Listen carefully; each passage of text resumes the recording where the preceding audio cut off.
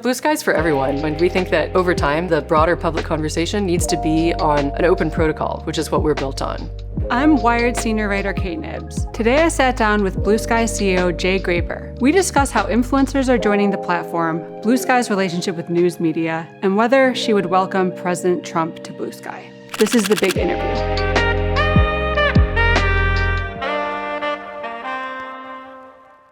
Jay, thank you so much for joining me today. Thank you. Thanks for having me. So last time we talked in December, I believe Bluesky had just surpassed 25 million users. Where are you today? 34.6 million users. What milestones are you hoping to hit by the end of 2025? There's a lot of new features that we're launching, and we're excited to expand a lot. I think getting in some of the things we've been talking about for a long time, like communities. Or what does that look like? Yeah, communities is a way that people are already using feeds. A lot of people don't realize that Bluesky is a bit like Reddit and Twitter at the same time, because you can build feeds that are essentially communities. Like the science feed is run by scientists, moderated by scientists, and has its own rules. And so this is something that you can do, but you have to go outside the app to do it right now. And so we've talked to people who are running these feeds, and they would like better tooling for making these into communities in the app. And so that's the big idea, which is essentially just making it easier to create and run a custom feed, which is an interface you can install into the app that's like your own timeline, and run that like a community of your own. When you say you have to go outside of the app, what does that mean? There's third-party services that have built feed builders. Services like Sky Feeds or Graze, they let you create feeds without knowing how to code. And you can say, I want this list of people to contribute to my feed. You can post into it with this hashtag or this emoji. And then you run it essentially like it's a service that you're providing other people. Other people can install it, subscribe to it, pin it to the homepage of their app. Any timeline for when this is coming? Well, you asked about the end of the year, so I think that's the most concrete timeline we can give at the moment. And I know that you recently rolled out video as a feature, which we're very excited about. I think a lot of people already conceptualize Bluesky as sort of a X competitor, but now are you gunning for TikTok too? We are, as you know, built on an open protocol. And so other apps are starting to fill in these open spaces. There is an app called Skylight that has just gotten 150,000 users. And this is more of a straight TikTok alternative. It lets you post short form videos, edit them in app, create them. There's these other apps springing up now on the same protocol, like Skylight, like flashes for photos that do different things. And the great thing about this being an open protocol means that you can move from Bluesky over to Skylight Social and keep your followers. So they go with you across these applications. So when you say they go with me, if I'm going to port my followers over or even just join these new apps, how would I do that? Like, do I actually go into the App Store and download something new, or how does it work? Yeah, you download Skylight from the App Store, and then you log in with your Bluesky username if you want to link them together. If you don't want to link them, you can create a new account. But if you link them, you have the same number of followers, and the photos or videos that you post to Skylight will also show up in Bluesky, or vice versa. And like over time, the apps can decide, is everything going to be shared across, or is there going to be some stuff that's separate? But right now, it's sort of just a shared data layer where you can have people seeing your videos on Bluesky, even if they're posted on Skylight. And so does the Bluesky team have anything to do with the development of Skylight, or is it totally separate? It's totally separate. Do you know who developed it at all? Like, what are your relationships like with the people who are developing different apps on the protocol? There was recently a conference called the Atmosphere Conference. We call the Atmosphere the broader ecosystem of applications around the AT protocol, which is the layer Bluesky is built on. And we met a lot of folks there who are building even apps we didn't know were being built. So there's private messengers being built, new forms of moderation tools. There's a lot of ones out there that are innovating on new forms of social built on this shared layer, because they can immediately tap into the Bluesky user base and just add features on rather than having to start from zero. So that's the benefit to developers of building in an open ecosystem. You don't have to start from zero each time. You start over, and now you have 34.6 million users to tap into. So I know there's Bluesky the app, and then it's built on this app protocol, and that's how all of these people are developing these new cool video and photo apps and everything. So the teams are separate.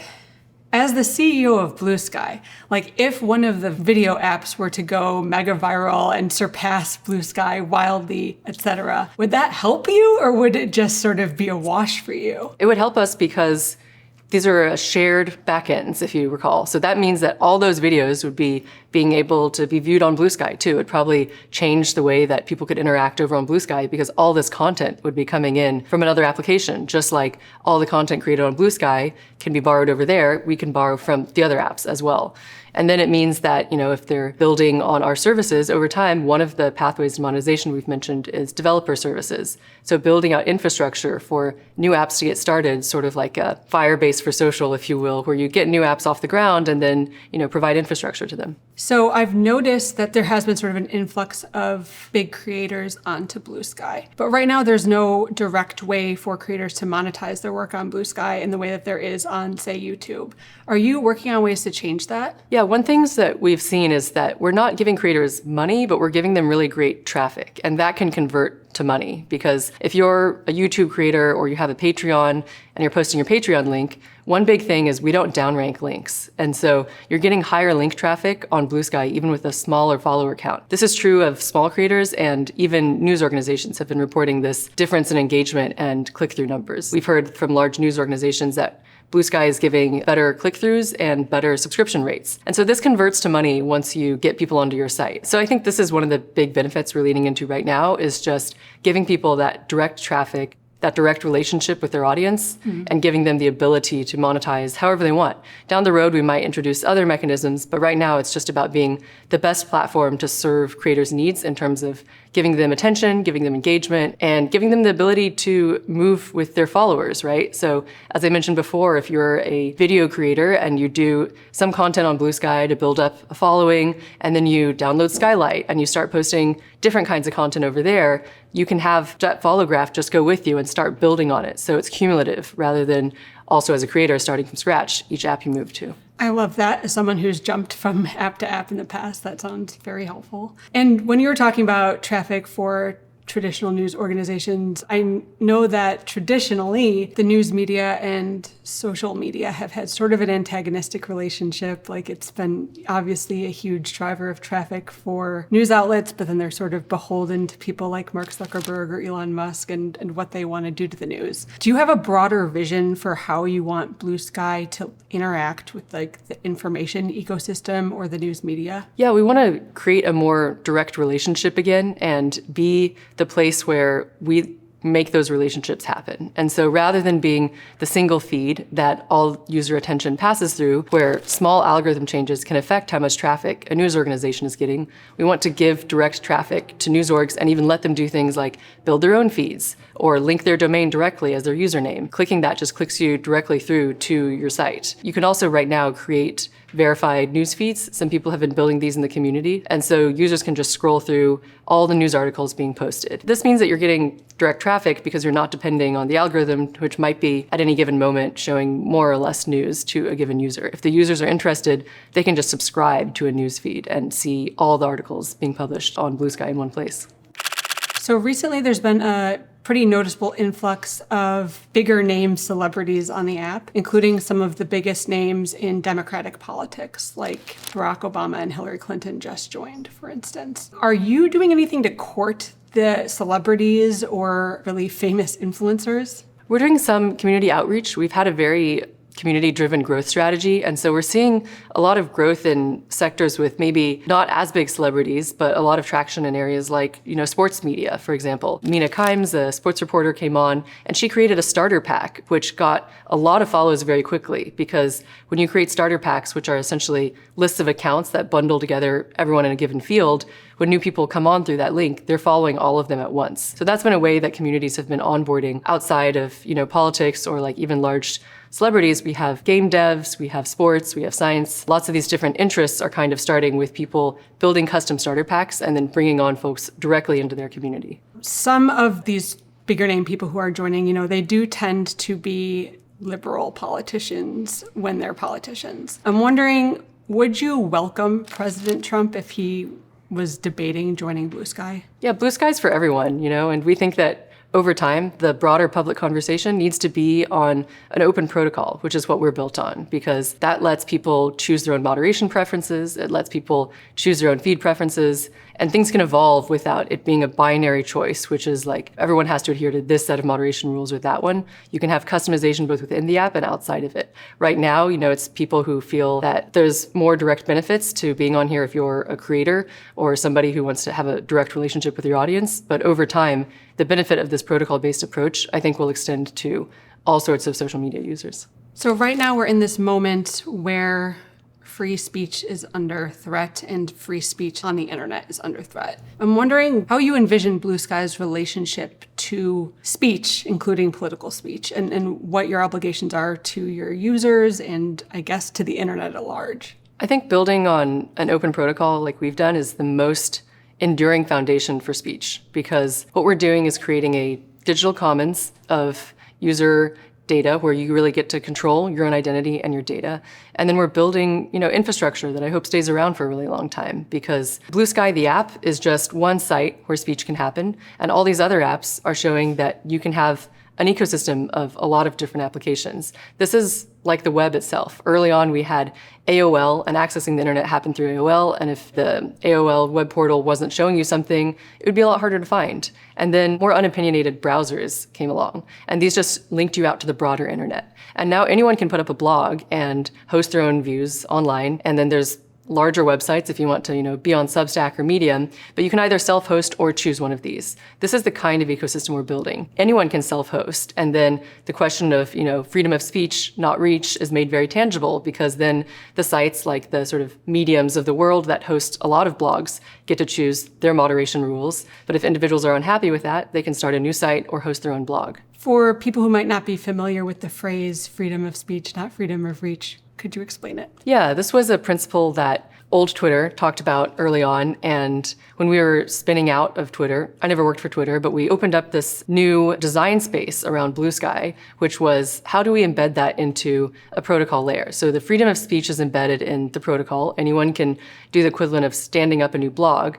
And then the sites like Bluesky, which are the applications, get to decide, how are we going to prioritize reach? We do have a default algorithm, but you can choose any other algorithm you want. And so we don't necessarily show everything in the algorithm or the default service, but if you want to find something elsewhere, you can go elsewhere in the ecosystem to find it. That means that you have the pathways that the apps are deciding what is going to be most accessible. And then if you want to change the rules, you can build another thing. And that's guarantee of freedom of speech, is being always able to build your own thing or find your own space that serves you the most. So as you're scaling up, I know that you hired additional moderators to tackle some of the necessary moderation challenges like CSAM. How challenging is it as you're scaling up to sort of balance offering this level of customization with just the sort of basic things you need to do as a social network for everyone, like, keep pornography off, for example? Yeah, we're running a foundational moderation service, so we get to choose the rules within the Bluesky app. And like I said, you can fork off, do your own thing, but within the parameters of Bluesky, we're setting what the rules are. And so we employ moderation team to do this. We face some of the same challenges as centralized social apps, because to run a centralized moderation team, you're doing a lot of the same kinds of work. And so I would say it's very similar at the base layer. And then we have this extra options that we've layered on top for users to choose their own spaces. And in some cases, that means that users are able to resolve things more locally. So for example, within the feeds that run a bit like communities, you can moderate things, resolve things locally, but still it's a broader Bluesky application, has its own set of rules. How many countries are you operating in right now, or do you have users everywhere? We have a lot of users in different countries. Some of the biggest are the US, of course, Japan, Brazil, and various countries in the EU. Are there unique challenges in certain locations, and if so, what are they? Each place has their own regulatory guidelines, and we try to be in compliance, and that's part of being a global company, is just learning to operate in different places. I think over the long run, there will be applications just like Skylight is targeted towards video. Maybe there's applications targeted towards different markets. Early on, we saw several Japanese users build Japan-focused applications before we had gotten internationalization into the app, so different languages depending on where you're based. People built their own apps to do that. So that's an example of how you can customize things to your own local market. Speaking of local markets, we're in Seattle, which is where you're based, but is Bluesky currently remote forward workspace? How are you guys set up? We're a fully remote team, and part of the reason for this is we wanted to hire people who care deeply about the mission and are really aligned in what we're doing, have some of the experience in social, have experience in open protocols, and that combination is rare and hard to find. So if we tried to hire all in one city, we wouldn't be getting the best people out there. But as it is, we've hired from several different countries all over the United States, because there's people all over that are interested in the vision of what we're building. And what brought you to Seattle originally? I moved here during the pandemic. I was previously in San Francisco, and it's a really nice city. I mean, the nature, the water, the mountains. It's a place where nature is really accessible, and I really like that. And I understand that you have a background in crypto. I know that the largest investor in Bluesky is a venture capital firm that sort of specializes in crypto investing. Does Bluesky have more in common with a crypto startup than one might originally suspect? Well, the term Web3 got very associated with cryptocurrency, so it's not a good word to use for what we're doing anymore because there isn't a blockchain or a cryptocurrency involved. But if you want to think about Web3 as evolving the social Web2 version forward, that kind of is what we're doing. We're evolving forward social media that was based in centralized companies into something that is open and distributed. And that was some of the goals underlying the Web3 movement that had a lot of blockchains involved. We just didn't build on that technical foundation of a blockchain because we didn't need it. You can achieve a lot of the same things using open web principles and more Web 1.0 kinds of technology, which is, for example, our identity system lets you use a domain name as your username. So you can be like wired.com as your username. That's just a Web 1.0 technology brought into a social media sphere. And so I think our investors really saw that vision, and they're also excited about building out the broader dev ecosystem, which is something we really wanted alignment on. We want investors who care about seeing this entire world of social media come to life, not just one application, Bluesky, succeeding. Yeah, what would building out the dev ecosystem look like? It's starting to happen. So the Atmosphere Conference, which I mentioned,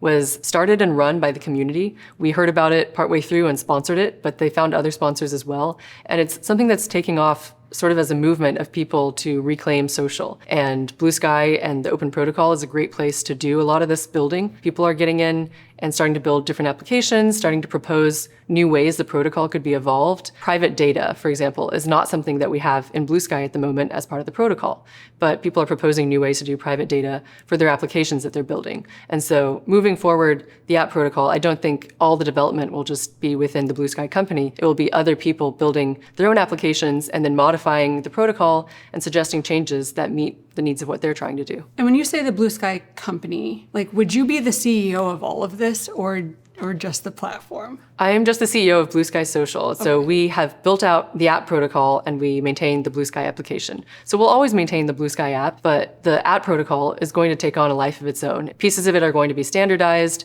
pieces of it are going to be stewarded by the community, and it's going to evolve in different directions as the new people who are getting involved shape it. Right now, you do have some investor money. Is your stance on advertising still the same? Where are you with subscriptions? Basically, this is me asking you, how are you planning to make money? Yeah, subscriptions are actually coming soon as well. So that got delayed for a few months last year during our growth spurt, but we're reapproaching how we're going to do them. And I think the next steps down the road are also to look into what kind of marketplaces can we build that span some of these different applications. There's other apps in the ecosystem that are experimenting with, say, placing sponsored posts and feeds and things like that. I've mentioned before, I think ads eventually in some form work their way into an attention economy, but we're not going to do ads the way traditional social apps did because we don't have a single feed. And the traditional ad model is usually getting everyone to spend as much time engaged on a single feed as possible and then putting ads in there. Since we have lots of different feeds, even if we did that, you could switch away and use a different feed because this one has too many ads. And so it kind of constrains, the open model of what we've done constrains what we can do. We'll just let people experiment and see what comes out of it. Some people watching this video might not be super familiar with Bluesky. What do you want people to know about this platform? I'd want them to know this is a choose your own adventure game. So you can get in there and customize the experience as much as you want. And if you're not finding what you want within the Bluesky app, there might be another app out there that is still part of the Bluesky app protocol ecosystem that will give you what you want. Like if it's, videos or images or maybe a different kind of feed experience. Like let's say the Discover feed isn't giving you what you want. You can install a different one and find the stuff you want. And if you can't find it, you can build it. And so the options are really endless. I think it takes some time to get in there and really set things up the way that you like it. But then once you do, it's a great place to be because you don't get this level of control anywhere else. I mean, you've kind of sold me on becoming an app developer for this protocol. I might be making a career pivot soon, so thank you. Yeah, I think there's lots of technical folks who watch, Wired interviews as well. And I would just love for them to know that this is an open field to build on. This is like early social era where you can build anything on fully open APIs. Well, thank you again for joining us. Thank you.